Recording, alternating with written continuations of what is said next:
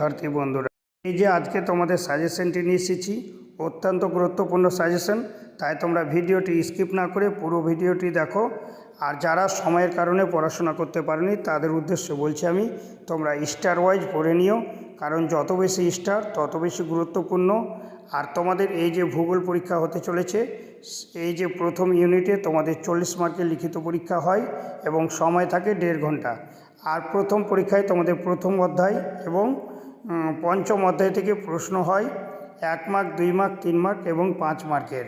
এখানে প্রথম অধ্যায় অর্থাৎ বহিজাত প্রক্রিয়া ও তাদের দ্বারা সৃষ্ট ভূমিরূপ থেকে 2 মার্কের আমি অত্যন্ত গুরুত্বপূর্ণ প্রশ্নগুলো তুলে ধরেছি। তোমরা চাইলে স্ক্রিনশট করে নিতে পারো, কারণ যে এতে সময় তোমাদের অনেকটা বেঁচে যাবে।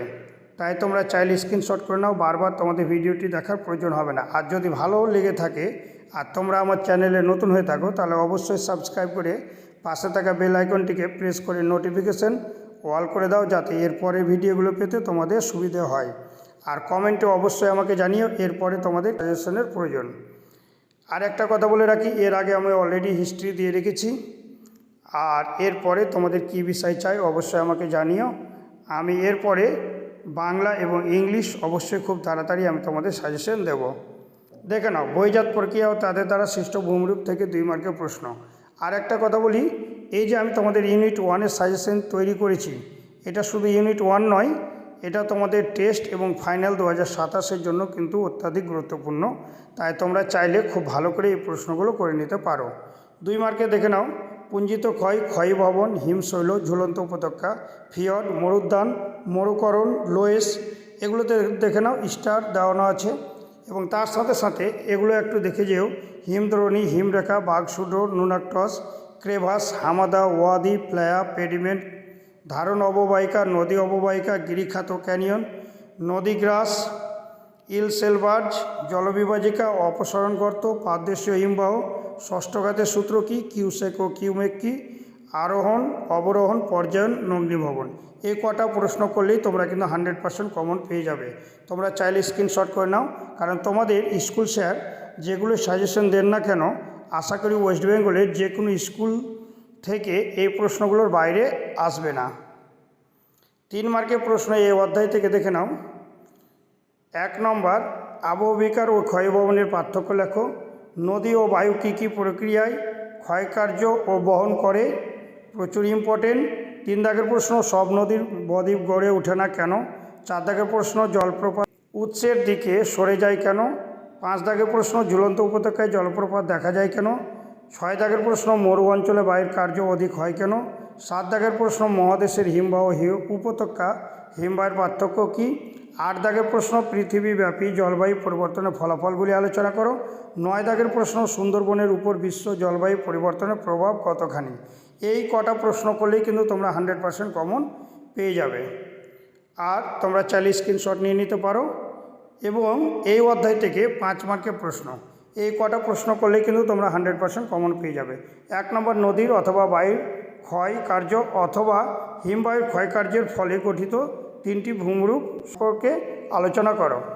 এই যে দেখে নাও, তোমাদের কিন্তু 2026-এ মাধ্যমিকে ফাইনাল পরীক্ষায় নদীর সঞ্চয় কার্য এসেছিল।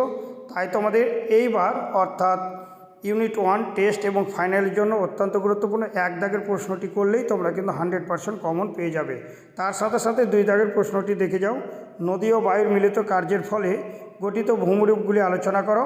এবং 3 দাগের প্রশ্ন, হিমবাহ ও জলধারা মিলিত কার্যের ফলে গঠিত ভূমিরূপ সম্পর্কে আলোচনা করো। এই কটা প্রশ্ন করলেই কিন্তু তোমরা বাজিমাত। তোমরা চাইলে স্ক্রিনশট নিয়ে নিতে পারো। এবার তোমাদের ভারত প্রাকৃতিক ভূগোল থেকে তোমাদের 2 মার্কের প্রশ্নগুলো আমি বলছি।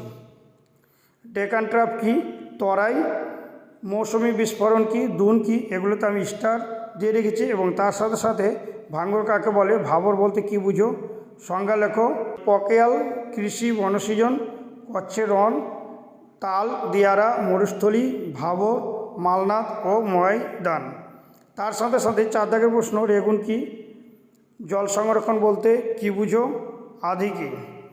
আর 5 নম্বর, রেগুন মৃত্তিকা কাকে বলে, সমমতি রেখা বরাবর চাষ বলতে কী বুঝো। এবং 6 দাগের প্রশ্ন, ম্যানগ্রোভ অরণ্য কী, অরণ্য সংরক্ষণ কাকে বলে। এই যে এই কটা প্রশ্ন করলেই তোমরা কিন্তু 100% কমন পেয়ে যাবে। তার সাথে সাথে প্রাকৃতিক ভূগোল থেকে 3 মার্কের প্রশ্ন। পার্থক্য লেখো পূর্ব হিমালয় ও পশ্চিম হিমালয় 3 স্টার। 2 দাগের প্রশ্ন গঙ্গা বা ব্রহ্মপুত্র নদীর গতিপথ সম্পর্কে আলোচনা করো। 3 দাগের প্রশ্ন দাক্ষিণাত্য মালভূমি সম্পর্কে আলোচনা করো। 4 দাগের প্রশ্ন দার্জিলিং ও কাশ্মীর হিমালয়ের সম্পর্কে আলোচনা করো। 5 দাগের প্রশ্ন উত্তর বাহিনী নদীগুলো বন্যপ্রবণ কেন। 6 দাগের প্রশ্ন নর্মদা ও তাপ্তি পশ্চিমী বাহিনী কেন। 7 দাগের প্রশ্ন পশ্চিম বাহিনী নদীতে বদ্বীপ গড়ে ওঠেনি কেন। এবং 8 দাগের প্রশ্ন ভৌমজলের অতিরিক্ত ব্যবহারের ফলাফল কী। 9 দাগের প্রশ্ন বহুমুখী নদী পরিকল্পনার উদ্দেশ্য কী। আর 10 দাগের প্রশ্ন বৃষ্টির জল সংরক্ষণের পদ্ধতিগুলি কী কী। এবং 11 দাগের প্রশ্ন সামাজিক বনসৃজন এর প্রয়োজনীয়তা কী।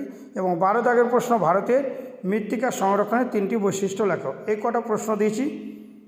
যদিও তোমাদের মনে হচ্ছে যে প্রশ্নগুলো একটু বেশি, তাহলে আমি একটা কথা বলে রাখি, তোমাদের ভূগোল সিলেবাসটা অনেক বড়, আর তোমরা চাইলে স্টার ওয়াইজ করে নাও, এবং যাদের কমপ্লিট হয়ে গেছে স্টারগুলো করানো তারা চাইলে সবগুলোই করতে পারো, কারণ এর বাইরে একটিও প্রশ্ন আসবে না। প্রাকৃতিক ভূগোল থেকে 5 মার্কের প্রশ্ন, এটা কটা প্রশ্ন দিয়ে রেখেছি, দেখে নাও। 1 নম্বর, ভূপ্রকৃতি থেকে ভারতের পূর্ব পশ্চিম উপকূলে পার্থক্য লেখো। প্রচুর ইম্পর্টেন্ট, 5 স্টার। এবং তার সাথে 2 দাগের প্রশ্ন দৈর্ঘ্য বা প্রস্থ বরাবর হিমালয় শ্রেণীবিভাগ করো। এই যে এই দুটো প্রশ্ন করলেই কিন্তু তোমরা কমন পেয়ে যাবে। তারপরে জল ও সম্পদ থেকে খুব একটা প্রশ্ন আসার চান্স নেই, যদি আসে তাই তোমরা এটা দেখে রাখো। উত্তর ভারত ও দক্ষিণ ভারতের নদ নদীর তুলনামূলক আলোচনা করে এই অধ্যায় থেকে আর কি। এই প্রশ্নটি খুব গুরুত্বপূর্ণ। এবং জলবায়ু থেকে ভারতের জলবায়ুতে মৌসুমী বায়ুর প্রভাব ও বৈশিষ্ট্য লেখো।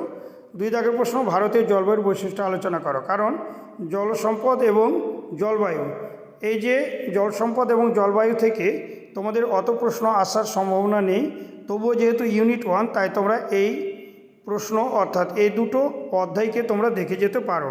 কিন্তু আমি একটা কথা বলে রাখি, ভূপ্রকৃতি থেকে করলেই কিন্তু তোমরা কমন পেয়ে যাবে। আর একটা কথা বলে দিচ্ছি, একটু যদি তোমরা বুদ্ধি করে পড়ো তাহলে কিন্তু তোমাদের অবশ্যই হয়ে যাবে। যেহেতু তোমরা চাইলে প্রথম অধ্যায় থেকে অর্থাৎ বহিজাত প্রক্রিয়া তাদের দ্বারা সৃষ্ট ভূমিরূপকে যদি ভালো করে পড়ে নাও তাহলে আশা করি 5 নম্বর অধ্যায় অতটা না পড়লেও কিন্তু হবে।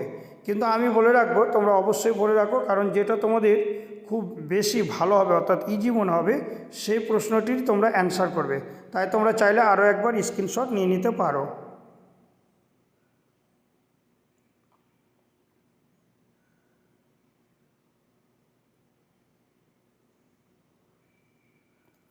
আর তোমাদের ভিডিওটি কেমন লাগলো অবশ্যই আমাকে কমেন্টে জানিও।